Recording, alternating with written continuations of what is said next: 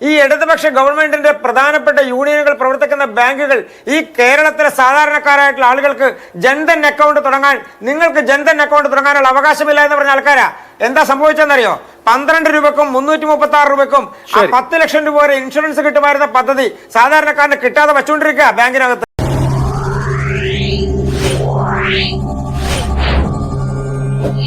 കേന്ദ്രം പറഞ്ഞുകൊണ്ടിരുന്നത് 1 രൂപ കേരളത്തിന് തരാനില്ല എന്നുള്ളതാണ്. അങ്ങനെയല്ല, 2023 സാമ്പത്തിക വർഷത്തിൽ 630 കോടിക്ക് മുകളിൽ കേരളത്തിന് ഇപ്പോഴും കിട്ടാനായി ബാക്കിയുണ്ട്. അന്ന് ബ്രാൻഡിങ് കംപ്ലീറ്റ് ചെയ്തില്ല എന്ന് പറഞ്ഞ് പിടിച്ചു വെക്കുന്ന പണമുണ്ട്. അപ്പോൾ കേരളം കൊടുക്കണം, പക്ഷെ കേന്ദ്രം ന്യായമായി അല്ലാതെ നിലയ്ക്കും തരാനുള്ളത് തന്നെ തരില്ല എന്ന സമീപനം എടുത്താൽ എങ്ങനെയാണ്? കേരളം മാത്രമല്ല, മറ്റ് സംസ്ഥാനങ്ങളും എടുത്തോളൂ. സംസ്ഥാനങ്ങൾ എങ്ങനെയാണ് ഇതിന്റെ ഭാരം വഹിക്കുക? അല്ലെങ്കിൽ തന്നെ ഇൻസെന്റീവിന്റെ 40% സംസ്ഥാനങ്ങളാണ് കൊടുക്കേണ്ടത്.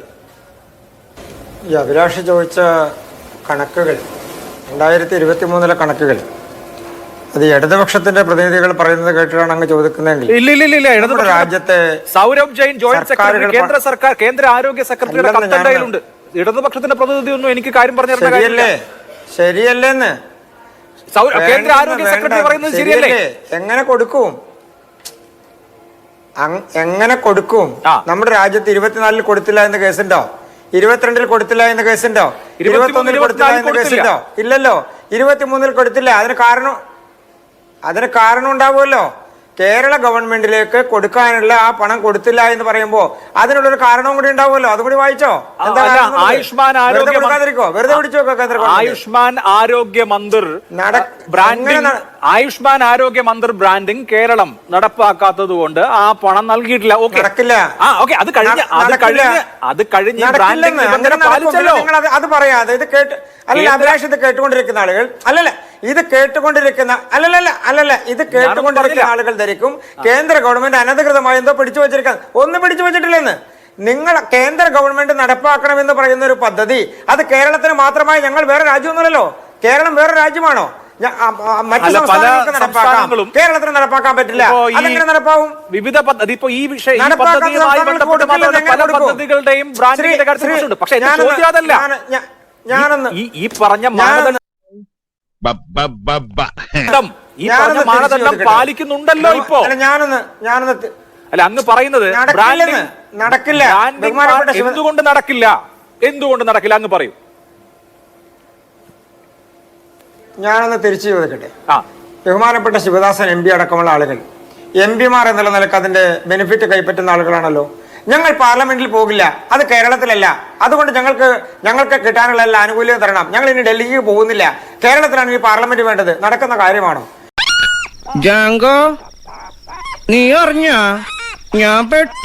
ഈ തരം വർത്തമാനമാണ് ഇടതുപക്ഷത്തിന്റെ ആളുകൾ ചർച്ചയിൽ ഉന്നയിക്കുന്നത്. സാധാരണക്കാരൻ കേട്ടാൽ ശരിയല്ലേ, എന്തുകൊണ്ട് പാർലമെന്റ് കേരളത്തിൽ കൊണ്ടുവന്നൂടാ, ഞങ്ങൾക്ക് ഇവിടെ എന്തുകൊണ്ട് പങ്കെടുത്തുകൂടാ? ഇത് കേൾക്കാൻ നമുക്ക് രസമുണ്ട്, നടക്കുന്ന കാര്യമല്ലതാണ് ഈ പറയുന്നത്. ഞാൻ തിരിച്ചൊരു കാര്യം പറയാം അഭിലാഷ്.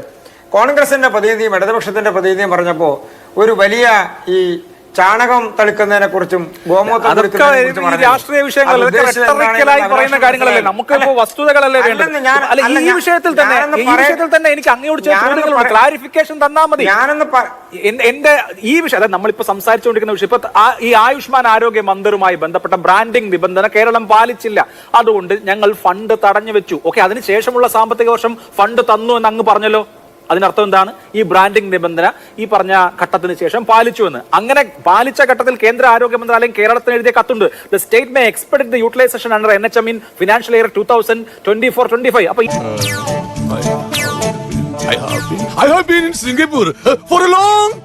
ഈ സാമ്പത്തിക വർഷം ഈ കാര്യം ക്ലെയിം ചെയ്യാം എന്ന് കേന്ദ്രം ഇങ്ങോട്ട് പറഞ്ഞിട്ടുണ്ട്. നമ്മൾ അത് ക്ലെയിം ചെയ്യുന്നു. അത് ക്ലെയിം ചെയ്യാൻ കൂടിയാണ് ആരോഗ്യമന്ത്രി അങ്ങോട്ട് പോയത്. രേഖകൾ വഴിയുള്ള, കത്തിടപാട് വഴിയുള്ള ക്ലെയിം വേറെയുണ്ട്.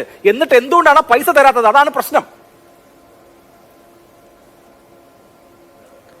എനിക്ക് ഈ സർക്കാരുകൾ തമ്മിൽ നടക്കുന്ന കത്തിടപാടുകളിൽ എന്തൊക്കെ ഉണ്ട് എന്തൊക്കെ ഇല്ല എന്ന് അന്വേഷിക്കല് ഇപ്പൊ തൽക്കാലം എന്റെ പണിയല്ല. അടിപൊളി.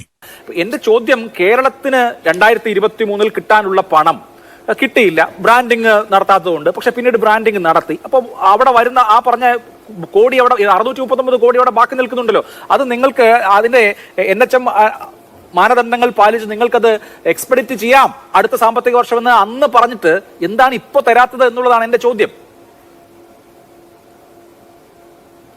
ഇതിനൊക്കെ ഒരു സിമ്പിൾ ആൻസറേ ഉള്ളൂ അഭിലാഷ്. അഭിലാഷ് 2023 ഒരു വർഷക്കാലം മാതൃഭൂമിയിൽ ജോലി ചെയ്തു. ആ സമയത്ത് അഭിലാഷ് മാതൃഭൂമി പറയുന്ന മാനദണ്ഡങ്ങൾ പാലിച്ചില്ല. 2024 ജോലി ചെയ്തപ്പോൾ സാലറി കിട്ടി. നിങ്ങൾ ആ മാനദണ്ഡങ്ങൾ പിന്നീട് പാലിക്കാമെന്ന് പറയുമ്പോൾ നിങ്ങൾക്ക് 23 സാലറി തരണമെന്ന് മാതൃഭൂമിയോട് ചോദിച്ചാൽ നിങ്ങൾക്ക് തന്നിട്ടുണ്ടെങ്കിൽ നല്ലത്. അതല്ല ഉദ്ദേശം. പിന്നെ ചൂടാണ്ട് AC ഒന്നും ഇല്ല. അത് മാനദണ്ഡങ്ങൾ പാലിച്ചാൽ തടഞ്ഞു വെച്ചിരിക്കുന്ന ഫണ്ട് തരാമെന്ന് പറഞ്ഞിട്ടുണ്ടല്ലോ. എങ്ങനെ നടക്കുമെന്ന് നിങ്ങളൊരു പ്രോസസ് കംപ്ലീറ്റ് ചെയ്യാതെ നിങ്ങൾ ഇന്നലെ കൊണ്ടുപോയി ഒരു കത്ത് കൊടുത്ത്, അല്ലെങ്കിൽ ഒരാഴ്ച മുമ്പ് ഒരു കത്ത് കൊടുത്ത്, ഒരു മാസം മുമ്പ് ഒരു കത്ത് കൊടുത്ത് നിങ്ങൾ നടത്താതിരുന്ന ഒരു കാരണം ഇങ്ങോട്ടേക്ക് താ. ഈ പറഞ്ഞ മാനദണ്ഡം പാലിച്ചു. അങ്ങ് തന്നെ പറഞ്ഞല്ലോ 24-25 ഫണ്ട് കിട്ടിയെന്ന് പറഞ്ഞല്ലോ. അപ്പൊ കിട്ടിയത് എന്തുകൊണ്ടാണ്? കിട്ടിയത് ഈ മാനദണ്ഡം പാലിച്ചതുകൊണ്ടാണല്ലോ. അപ്പൊ മാനദണ്ഡം പാലിച്ചു, കിട്ടി. അതിന് മുമ്പത്തെ വർഷം കിട്ടിയിട്ടില്ല.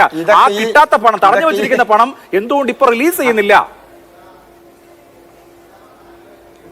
അതൊക്കെ ഈ സർക്കാരിലെ നല്ല ധാർഷ്ട്യമുള്ള മന്ത്രിമാരും നല്ല ധിക്കാരമുള്ള മന്ത്രിമാരും അവരിതൊക്കെ ഞങ്ങൾക്ക് ഇഷ്ടമുള്ള പോലെ ചെയ്യും, നിങ്ങളതെല്ലാം അനുസരിക്കേണ്ടവരാണ് എന്ന് കേന്ദ്ര ഗവൺമെന്റിനോട് പറഞ്ഞ്, അവിടുത്തെ ഉദ്യോഗസ്ഥന്മാരോട് പറഞ്ഞ്, ഞങ്ങളുടെ സെക്രട്ടറിമാരും ഞങ്ങളുടെ കളക്ടർമാരും ഞങ്ങളെല്ലാവരും ഇങ്ങനെയൊക്കെ ചെയ്യൂ, ഞങ്ങൾക്ക് ഇതിനൊന്നും സൗകര്യമില്ല എന്ന് പറഞ്ഞാൽ സ്വാഭാവികമായി രാജ്യത്തെ എല്ലാ സംസ്ഥാനങ്ങൾക്കുമുള്ള മാനദണ്ഡങ്ങൾ പാലിക്കാതെ കേരളത്തിന് അങ്ങനെ ചെയ്യാം എന്ന് ധരിച്ചിരിക്കുന്ന, അങ്ങനെ പറഞ്ഞ് ധരിപ്പിച്ചിരിക്കുന്ന മന്ത്രിമാരും കളക്ടർമാരും ആളുകളും അതിന്റെ ഉദ്യോഗസ്ഥന്മാരും അവരല്ലേ അത് കണ്ടെത്തേണ്ടത്. കിട്ടിയില്ല എന്നുള്ളത് കോപ്പറേറ്റീവ് ഫെഡറലിസം ഉള്ള രാജ്യമല്ലേ? മന്ത്രിമാരുടെ ധാർഷ്ട്യം അളന്നും ഇതിപ്പോ തമ്പ്രാൻ ഉള്ളവർക്ക് ഫെഡറലിസമാണ് അഭിലാഷ്. കൊടുക്കും. ഇത് ഫെഡറൽ ഇങ്ങനെയാണോ ഫെഡറലിസം? എന്നുള്ളതാണ്. നിങ്ങൾ ധാർഷ്ട്യം വളരെ വിധേയരായി നിന്നാൽ ഞങ്ങൾ തരുന്ന കാര്യം ആലോചിക്കാം എന്ന് പറഞ്ഞാൽ പിന്നെ അതിലെന്താ കാര്യം?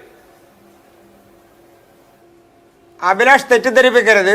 വിനീത വിധേയരായി നിൽക്കുക എന്നുള്ള അർത്ഥത്തിലല്ല അങ്ങനെ സൂചിപ്പിക്കപ്പെട്ടിട്ടുള്ളത്.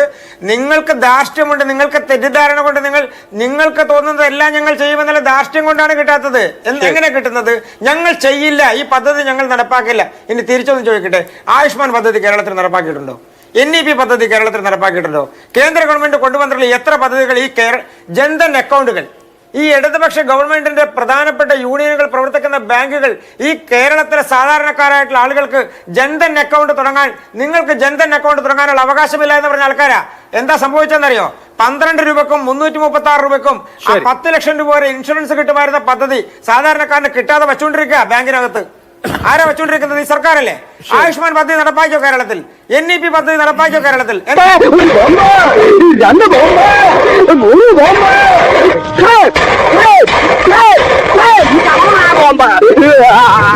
നടപ്പാക്കാത്തത്? NEP പദ്ധതി നടപ്പാക്കാത്തത് കൊണ്ട് കേരളത്തിന് ലഭിക്കേണ്ട പ്രാഥമിക വിദ്യാഭ്യാസ രംഗത്തടക്കം കിട്ടേണ്ട കോടിക്കണക്കിന് രൂപയുടെ പദ്ധതികളാണ് ഇവരുടെ വീട്ടിൽ നിന്ന് കൊണ്ടുവന്ന് ഫണ്ടൊക്കെ തടഞ്ഞു വെച്ചത് ഒരു മഹത്തായ കാര്യമാണ് എന്ന് അങ്ങ് പറയല്ലേ? അത് വേറൊരു വിഷയമാണ്. ഇനിയിപ്പോ അത് ഒരു കോംപ്രമൈസിൽ എത്താൻ പറ്റുമെന്ന് ഞാൻ ചോദിച്ചത്.